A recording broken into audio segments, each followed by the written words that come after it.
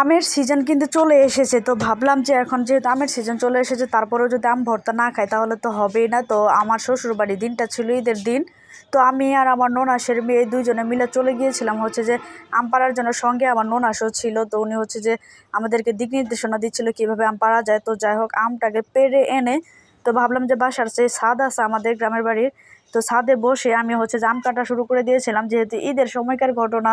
তো এই সময় কিন্তু হচ্ছে যে আম একদমই ছোট ছোট ছিল, বেশি একটা বড় হয়নি। দেখুন আমার হাতে দেখে কিন্তু বোঝা যাচ্ছে যে আমটা কতটা ছোট। তো তারপরেও ভাবলাম যে যেহেতু ফার্স্ট সিজনের ফল, তো এটা তো অবশ্যই ভর্তা করে খেতে হবে। আর এদিকে হচ্ছে যে আমার মামাতো ভাসুর এসেছিলো তার ওয়াইফকে নিয়ে, তো সবাই মিলে ওনাদেরকে হচ্ছে যে নিচে খাবার দিয়ে আমরা উপরে চলে আসছি।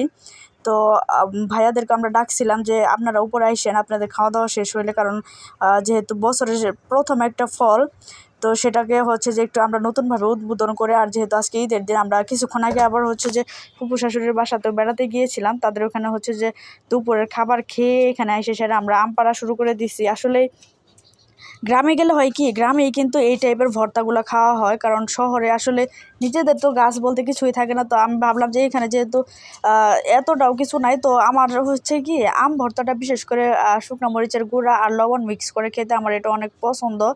তো আমি সাধারণভাবে আর কি ছাদে বসে ছাদে একটা পাটি বিছাই নিয়েছিলাম, তো সেখানে আর কি ভর্তাটা করছিলাম।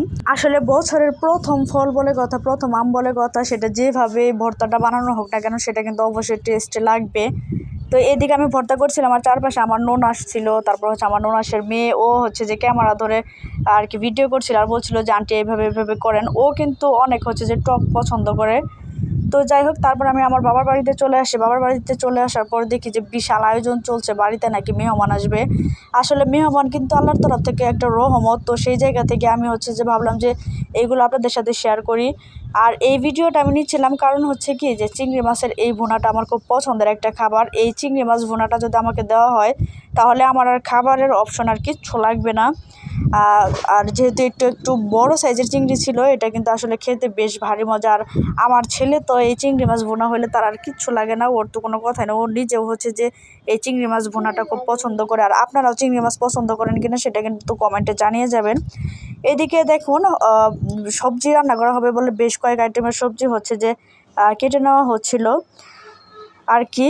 আর এখানে হচ্ছে যে মাংস রান্না হচ্ছিল। আসলে আমাদের জামালপুরের মানুষ কিন্তু মেহমানদের আপ্যায়ন করতে খুব পছন্দ করে আর কি। মেহমান তাদের বাড়িতে মানে আমাদের বাড়িতে মেহমানরা আসুক, এটা বিশেষ করে আমার আব্বা মা বা আমাদের গোষ্ঠীর মানুষকে আমি দেখছি যে তারা খুব খুশি হয় গ্রামের বাড়িতে মেহমান আসলে। তো যাই হোক, এই হচ্ছে আমাদের বাড়িতে মেহমান আসার আগ মুহূর্তের আয়োজন। যেহেতু প্রচুর গরম ছিল, এখানে শরবতের আয়োজন করা হয়েছিল। ফল ফ্রুট থেকে শুরু করে সব কিছু। আজকের মতো এ পর্যন্ত। আল্লাহ হাফেজ।